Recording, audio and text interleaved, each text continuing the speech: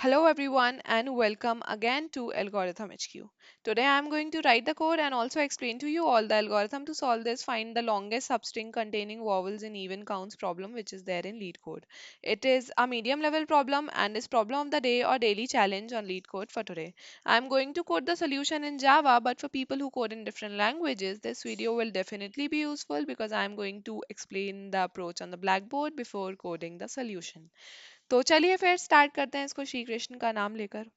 हम लोगों को इस क्वेश्चन में एक स्ट्रिंग एस दी हुई है, हम लोगों को रिटर्न करना है the size of the longest सब स्ट्रिंग जिसमें कोई भी vowel even number of times he present हो। ठीक है, लॉन्गेस्ट सब स्ट्रिंग ऐसी यानी कि या तो इवन नंबर ऑफ टाइम्स आए या तो आए ही ना।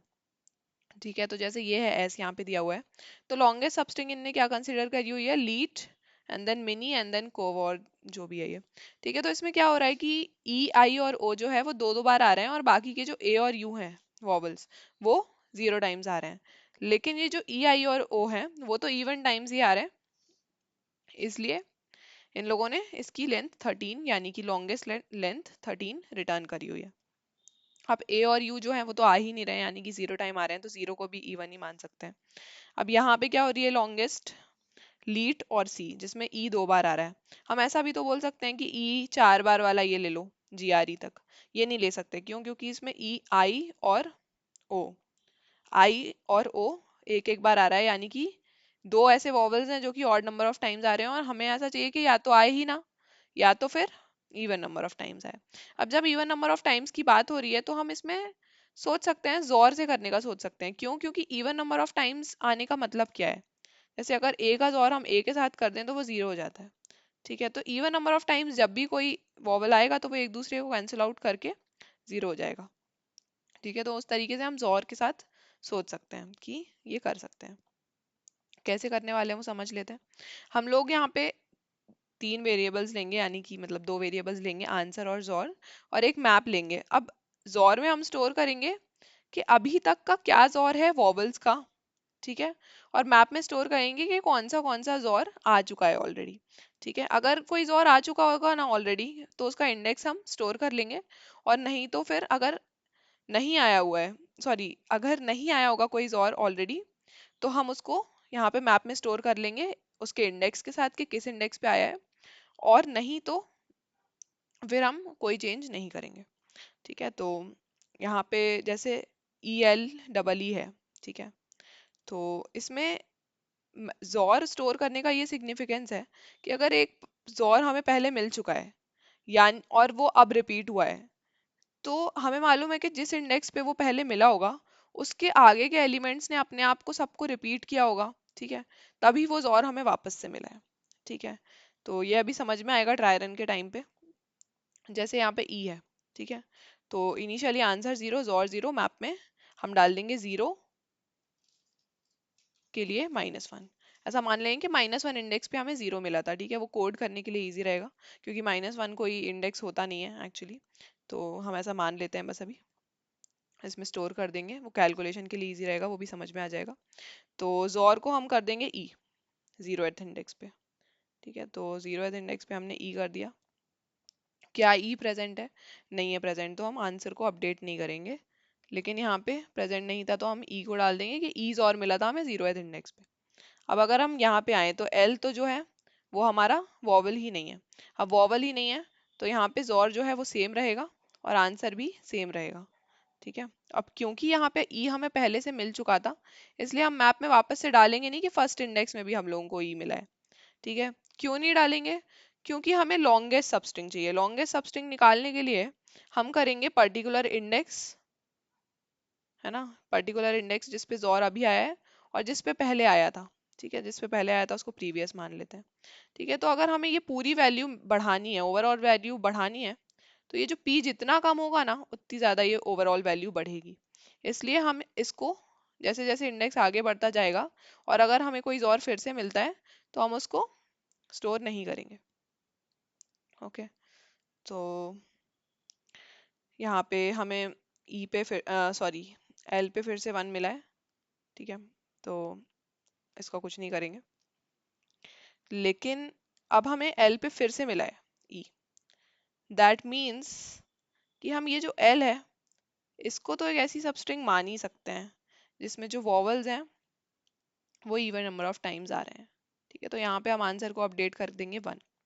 ठीक है, ई पहले से प्रेजेंट था तो इंडेक्स माइनस जिस पे हमें ई मिला था दैट इज 0। ठीक है, दैट मीन्स कि हमें यहाँ तक एक ऐसा जोर मिला था जो कि यहाँ पे फिर से रिपीट हो गया है एल पे। ठीक है, रिपीट हो गया है यानी कि यहाँ तक की जो है, यानी कि यहाँ पे ई पे 0 पे हमें मिला था जोर। अब 0 से आगे के जो इंडेक्सेस हैं उनमें वॉवल्स ने अपने आप को कैंसिल किया होगा, तभी तो हमें वापस से एक ऐसा जोर मिला है जो कि अपने आप को रिपीट कर रहा है। ठीक है, तो हम एल को एक ऐसी सबस्ट्रिंग मान सकते हैं जिसमें vowels even number of times आ रहे हैं। ठीक है, अब यहाँ पे नेक्स्ट में हम फिर से जाएंगे, अब सी पे आएंगे, इसका इंडेक्स है 2। ठीक है, अब क्या हो जाएगा, जोर वापस से 0, क्यों? क्योंकि ई को कैंसिल आउट कर देगा। अब क्या 0 यहाँ पे प्रेजेंट है मैप में? हाँ प्रेजेंट है, यहाँ पे मैप में प्रेजेंट है। तो हम क्या करेंगे, यहाँ पे जो करंट इंडेक्स है माइनस जो जोर पहले आया था दैट मीन्स -1, तो ये हो जाएगा 3। तो 1 से हो जाएगा ये 3। अब नेक्स्ट आ रहा है हमारे पास फिर से ई। ठीक है, थर्ड इंडेक्स पे, तो यहाँ पे इस और फिर से 0 से चेंज होके ई हो जाएगा। जब ये ई होगा,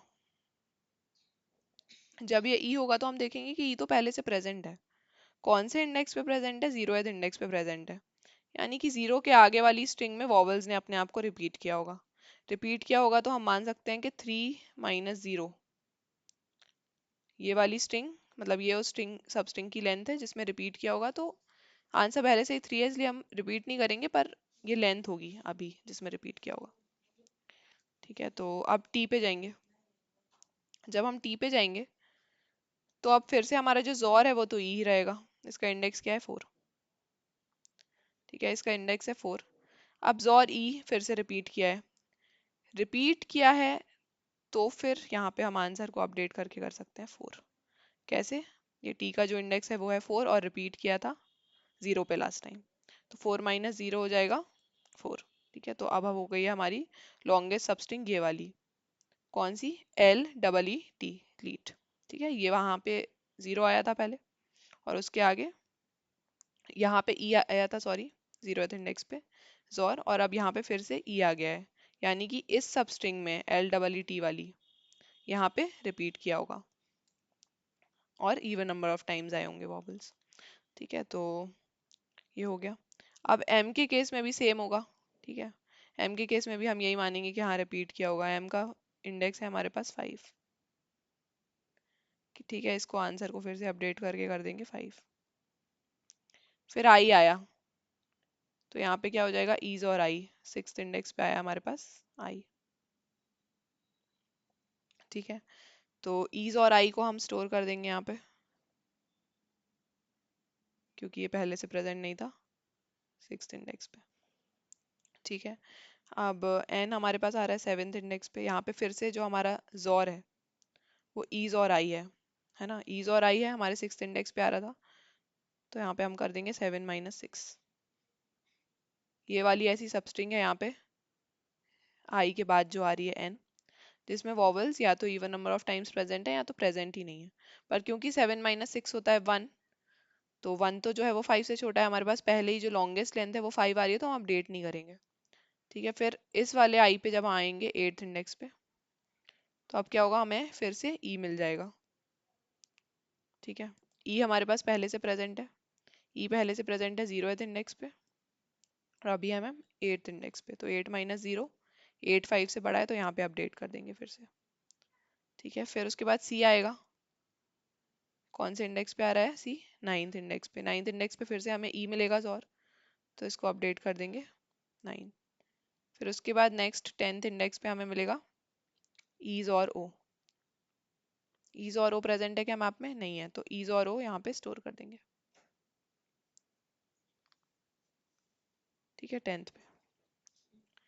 डब्ल्यू पे क्या मिलेगा हमें? फिर से ईज और ओ, यानी कि 11 माइनस 10 करके देखेंगे, ईज और ओ पहले से प्रेजेंट है क्योंकि। ठीक है, 11 माइनस 10 होता है 1, तो आंसर को तो अपडेट नहीं करेंगे, पर इससे बस हमें ये समझ में आ रहा है कि जो ओ के बाद वाली सबस्ट्रिंग है, यानी कि W, वो एक ऐसी सबस्ट्रिंग है जिसमें vowels even number of times present है, 11। ठीक है, अब ये वाला ओ आ रहा है हमारे पास 12 पे। ठीक है, ये आ रहा है 12 पे, यहाँ से ओ कैंसिल आउट हो जाएगा और हमें ई मिल जाएगा वापस से। ठीक है, ई हमारे पास यहाँ 0th इंडेक्स पे प्रेजेंट है, तो यहाँ से चेंज होके हो जाएगा ये 12।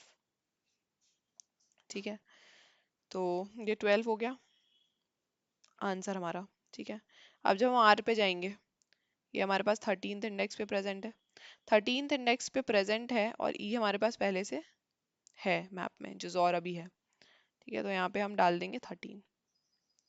अब यहाँ पे हम डालेंगे, यहाँ पे वापस से ईज और ओ आ गया 14th इंडेक्स पे। ईज और ओ प्रेजेंट है क्या? हाँ प्रेजेंट है। 10th इंडेक्स पे प्रेजेंट है, तो यहाँ पे कर देंगे हम 14 माइनस 10। तो ये वाली जो सबस्ट्रिंग है वो देख रहे हैं हम, WORO। ठीक है, 10th इंडेक्स के बाद वाली सबस्ट्रिंग के इसमें वॉवल्स या तो अपने आप को रिपीट कर रहे हैं या तो आ ही नहीं रहे। ठीक है, तो ये आ गया 14 माइनस 10, दैट इज 4। तो आंसर को तो अपडेट करेंगे नहीं क्योंकि मैक्स हमारे पास अभी 13 आ रहा है। ठीक है, फिर हम आएंगे इस पे 15th इंडेक्स पे। इसमें क्या होगा कि ई अपने आप को कैंसिल आउट कर देगा क्योंकि ई पहले से प्रेजेंट है। तो अब यहाँ पे हमारे पास ओ आ जाएगा। ठीक है, ये जीरो नहीं है, ये ओ है। ओ पहले से प्रेजेंट है क्या? नहीं है प्रेजेंट। ठीक है, तो कौन से इंडेक्स पे मिला है हमें? 15th इंडेक्स पे मिला है। अब नेक्स्ट है हमारे पास पी। पी पे क्या होगा? और फिर से ओ ही रहेगा। ठीक है, ओ ही रहेगा, तो हम यहाँ पे देखेंगे कि 16 माइनस ओ किस पे मिला था? 15। ये वैल्यू हमारे आंसर से ज्यादा है क्या? नहीं है। तो हमारा जो फाइनल आंसर है वो 13 ही होगा। ठीक है, और वही हम रिटर्न कर देंगे। अब इसको फटाफट से कोड करके देख लेते हैं, इजी सा कोड रहेगा। इंट्स और ले लेते हैं इनिशियली 0, आंसर ले लेते हैं इनिशियली 0। एक मैप ले लेते हैं of integer comma integer, map नाम दे देते हैं इसको न्यू हैश मैप। ओके, अब यहाँ पे हम जाएंगे from index 0 to S dot length I plus plus. Okay, तो अब क्या करेंगे, इसमें से कैर सी देख लेते हैं पहले। कैर सी, इस पर्टिकुलर इंडेक्स पे कैरेक्टर कौन सा है? That means char at I. Okay, तो अब क्या करेंगे कि अगर हमारे पास वॉवल्स आएंगे, यानी कि सी अगर होगा ए या फिर ए ई आई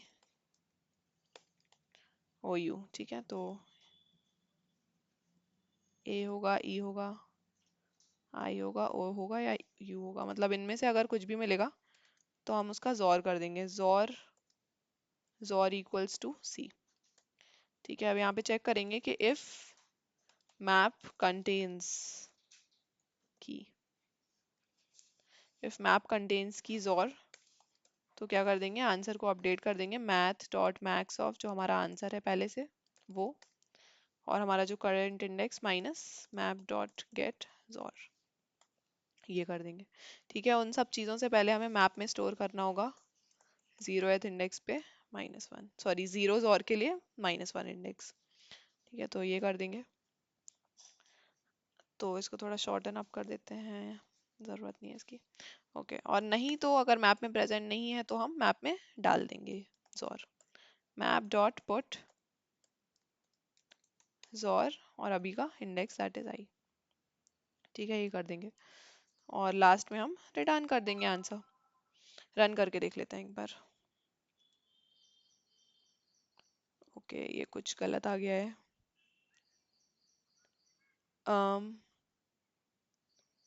आंसर 9 ले लिया है मैंने, इनिशियली 0 लेना है, शायद उस वजह से आ रहा हो गलत। ओके, अभी सैम्पल टेस्ट केसेस पास हो रहे हैं, सबमिट करके देख लेते हैं। और कोड सक्सेसफुली सबमिट भी हो गया है। बट जाने से पहले please do not forget to like the video and subscribe to my channel if you haven't already. Also do tell me my improvement points in the comment section. That's it for the video. Radhe Radhe.